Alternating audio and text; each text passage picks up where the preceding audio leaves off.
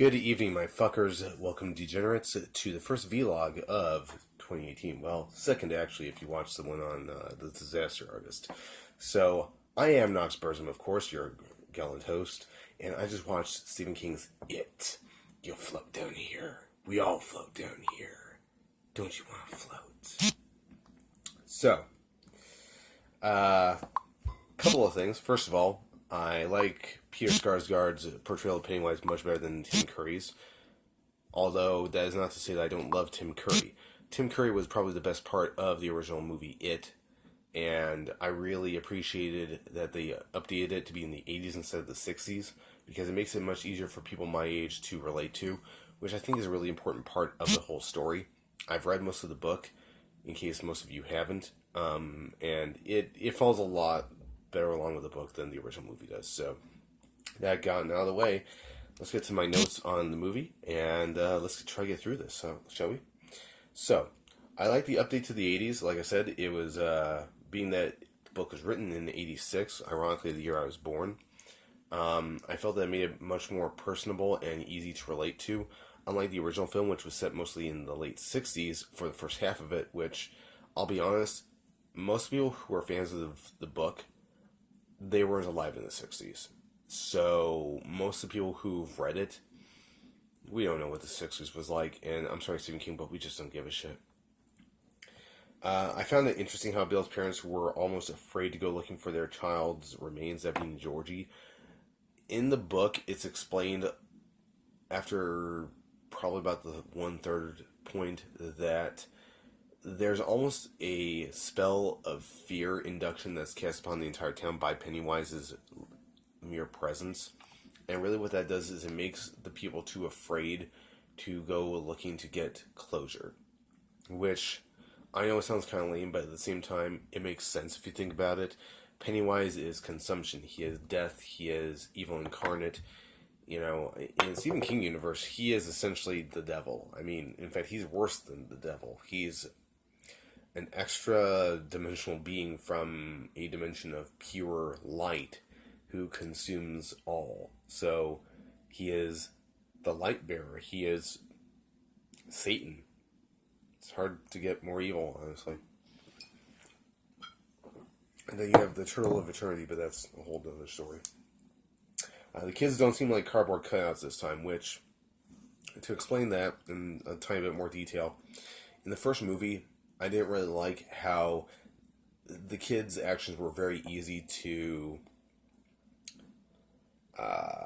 foresee and to guess what was coming next. I understand that the original movie was trying somewhat to adhere to the original book storyline, but it didn't really work out to its advantage, honestly. And the kids ended up, they felt like child actors. And in this one, they don't feel like child actors. They feel like people who are just being filmed, which is good, because that's what you want. Eddie Kasperick's relation with his mother is actually believable this time. Which, to explain that in a slightly better detail, if you've ever read the book, in the book, Eddie Kasperick and his mom have a very unhealthily close relationship, but it's more so to the point of Eddie's mother wants to keep him safe forever. She wants to keep him close to her, and something bad we assume had to have happened to his dad, which is why he's no longer with them. In the original film, his mother's just a little overbearing. In the book, mind you, in the book, Eddie and his mom have a borderline pedophilia relationship, which is really gross. So I like it in this movie that they have a realistic relationship, at least. Why do all the men want to fuck Beverly? Well, that's an important question to ask, and to have answered. In both the book and both movies, in all three sources here, all the older men in Derry seem to want to get a piece of Beverly's tight little ass. Which, she's beautiful, but she's a kid. And remember, she might be like 16 as an actor, but her character's like 14 years old. Maybe 15 at absolute tops. So it's pretty gross. But again, that's kind of part of the underlying theme in It, is that there's a lot of unconscious sexuality, there's a lot of uncomfortable sexuality. I mean, remember, in the book, there's a whole gang rape scene. well, not gang rape, but gang fuck scene where all of the guys have sex with Beverly. So take that for how you will. Good Lord, Bev's dad is a creep. Yeah, both in the book and in both movies, Beverly's dad he's creepy. I mean, like, in the reboot of it here, unlike in the first movie where, like, it was just kind of, like, inferred that he had a thing for his daughter, like, in this one, it's almost full-on confronted that Beverly's dad, basically, he wants to bang her. And it's gross. There's not much else to say. It's gross. Like, when she takes him out with the lid from the toilet bowl, it's one of those moments where it's like, I don't know why you're coming after me in the bathroom just because you think I may have had carnal relations with a boy. You're a little too creepy about this, and frankly, you're acting violent because I'm doing something natural. So, obviously, you want me for yourself, which is gross because you're my dad.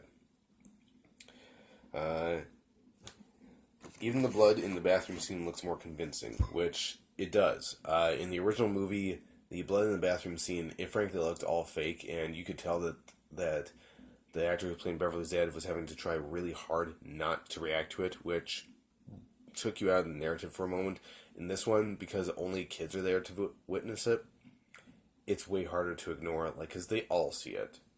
And it is thick, and it's syrupy, and it's soupy, and it looks like real blood, and it's macabre, and it's beautiful. It really is. The haunted house part is way more effective in this version.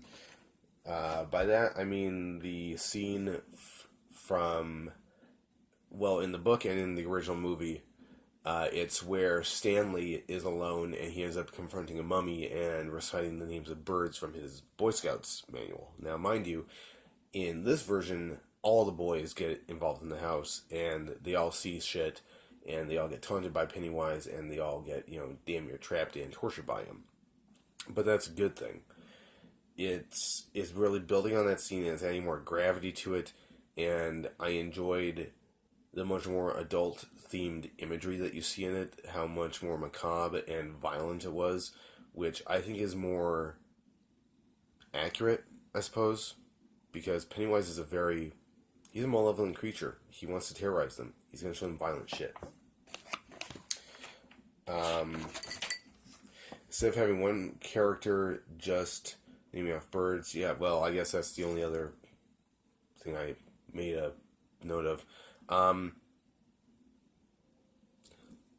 Lastly here real quick, because I'm doing this on my cell phone and it has a 10-minute max time for recording, I enjoyed the floating scene at the very end of the movie when Beverly finds Pennywise's home, essentially. And all the kids are floating in a spiral above. When you're down here, you all float too. Kind of like this. And almost in that exact pattern, in fact. And it adds so much more weight and realism to what Pennywise says, because, he keeps on saying, when you're down here, you'll float. And in the first movie and in the book, I'll be honest, I read through about 3/4 of it. It never gets brought up why the hell he keeps on saying that. And you don't realize it until you see that part of the movie. It's like, literally, they're floating in a spiral above his house, and it's right beneath the standpipe. It's terrifying. I love it. I honestly can't wait for the next 18 months to be up so that we can see the second installation of it. I think that's going to be great. I'm really looking forward to it. And I'm looking forward to my next viewing of this because I love this movie and I think it's better than the original. So, I suppose in conclusion, It 2017, fucking way better than It 1995. And, yeah. Watch it, rent it, buy it, spend money to actually see it, don't torrent it. That being said, see you evil, my degenerates. Peace and metal.